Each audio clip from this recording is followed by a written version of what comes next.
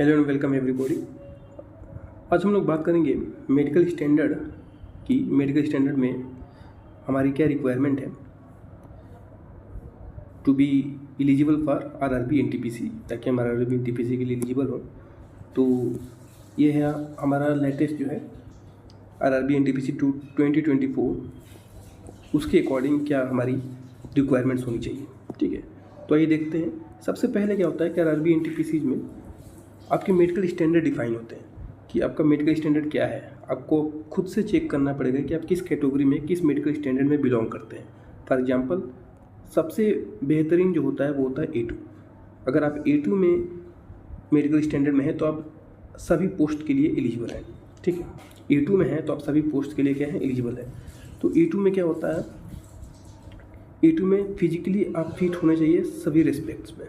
ठीक है, दूसरी बात विजुअल में देखिए, यानी जो आई में आपके आंखों में क्या होना चाहिए वो देखते हैं। डिस्टेंस विजन होना चाहिए आपका 6/9, वो भी विदाउट ग्लासेज, यानी बिना चश्मा के आपके पास, बिना स्पेक्स के, बिना चश्मा के आपके पास पावर जो होना चाहिए, डिस्टेंस विजन होना चाहिए वो 6/9 होना चाहिए। ठीक है, दूसरी बात नियर विजन। नियर विजन भी आपकी इतनी होनी चाहिए 0.6, ऐसे 0.6 विदाउट ग्लासेज, ये भी बिना ग्लासेज के।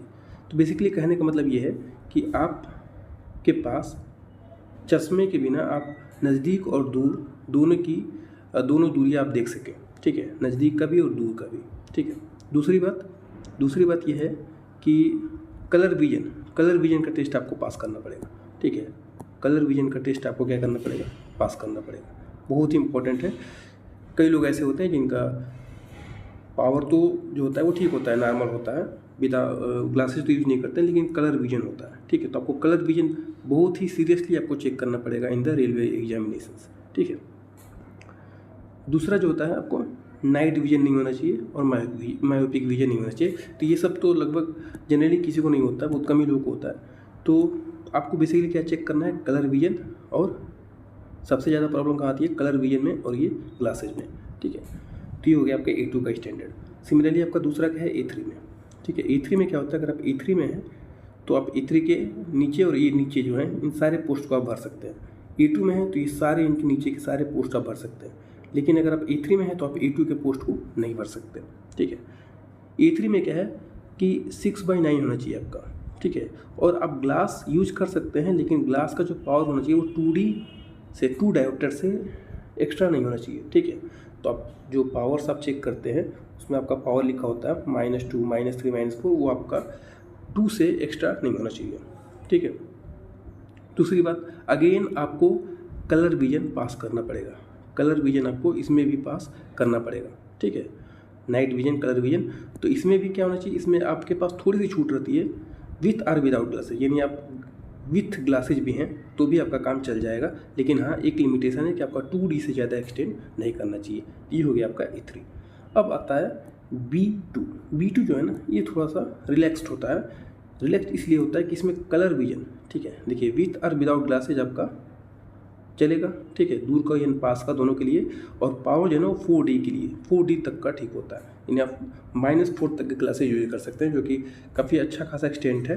बहुत कम ही लोगों का ऐसा होता है जिसका 4 से भी ज़्यादा पावर चला गया हो। ठीक है, तो आप 4 तक का ग्लासेज, आप 4 डायोप्टर तक का ग्लासेज आप यूज कर सकते हैं।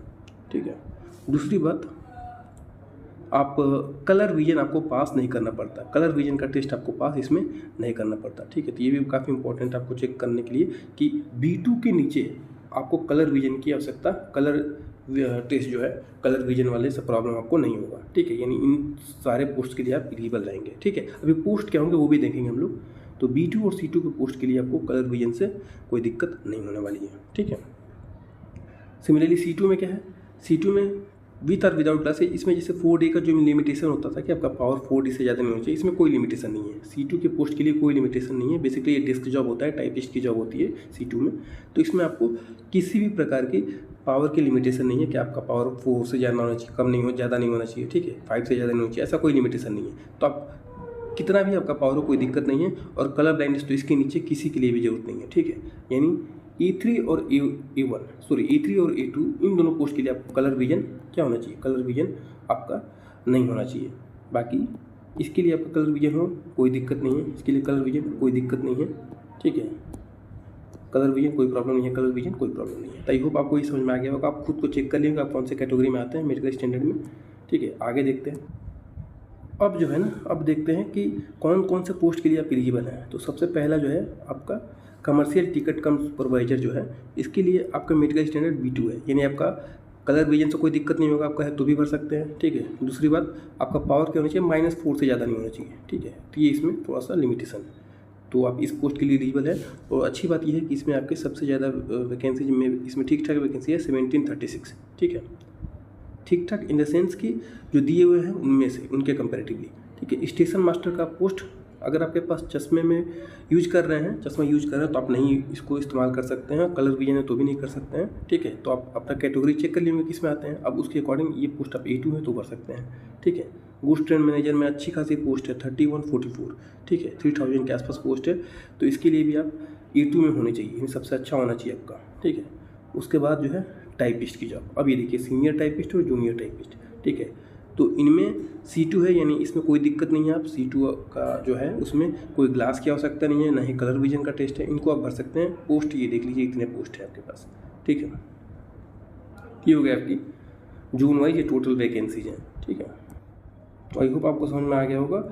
फॉर मोर डिटेल्स की एग्जामिनेशन जो है वो किस पैटर्न से होता है, ठीक है, क्या क्या आपको सब्जेक्ट्स पढ़ने पड़ेंगे और कैसे पढ़ना पड़ेगा, उसके लिए आप चैनल को सब्सक्राइब कर लें फॉर मोर डिटेल्स।